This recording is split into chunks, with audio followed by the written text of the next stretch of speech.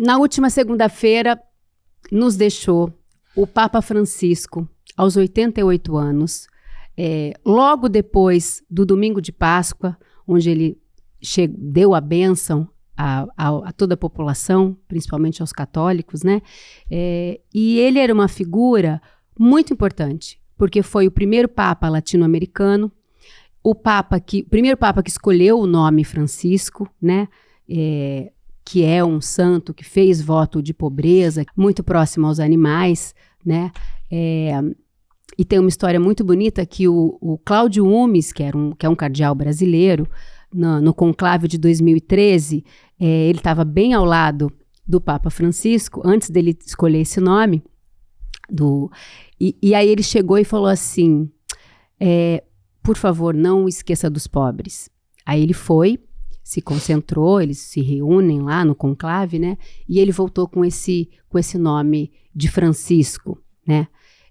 Que foi muito simbólico, muito importante. Ele foi um papa que se aproximou muito, o diálogo dele era fácil, ele falava com o povo diretamente, ele estava sempre sorrindo, estava sempre recebendo as pessoas. A humildade também foi uma característica marcante dele. Ele andava em carros mais simples, ele não quis morar num palácio, ele quis morar num quarto mais simples. Aquela cruz, aquele crucifixo de ouro que os papas usam, ele usava um de metal. Então é um papa que mudou um pouco o jeito das coisas acontecerem ali dentro. Era o papa mais progressista que a gente teve, né? Agora vamos aguardar, vai começar o conclave em 15 dias e a gente vai descobrir quem será o sucessor do Papa Francisco. Mas eu queria perguntar para vocês, Açucena, qual característica mais importante do nosso querido Papa Francisco para você? Eu penso que tem uma questão geográfica importantíssima, que ele é o primeiro Papa latino-americano. A gente vem de uma sequência do João Paulo II, extremamente carismático, um Papa polonês, teve o seu maior tempo de reinado entre os papas, inclusive.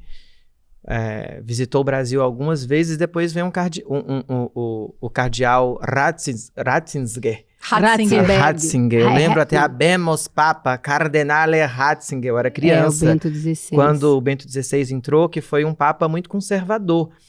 E a gente tem a escolha, inclusive, do Francisco, pela primeira vez, junto com o Papa Emérito, que foi um Papa aposentado. Ele se aposenta suas batinas em vida, que foi um caso incomum. Foi atípico? Já tinha Não sei se existido? foi inédito. Eu também não sei, mas é atípico, não é uma coisa típica. Geralmente os papas morrem, como aconteceu agora com Francisco.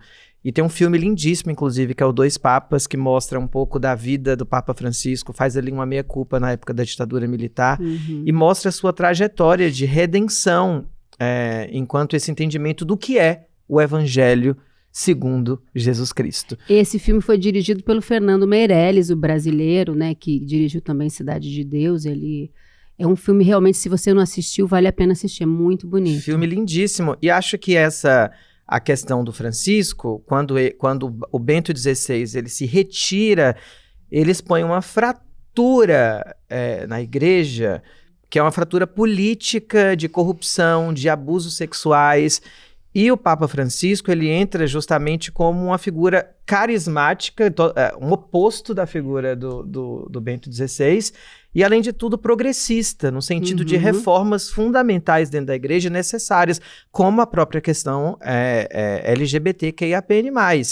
Entre outras, a gente está falando também de um Papa que em 2019 sanciona e regulamenta uma lei dentro da igreja que criminaliza os abusos sexuais, e não só criminaliza, a lei é contra a omissão, porque a igreja omitia a identidade dos seus líderes para acobertar, né?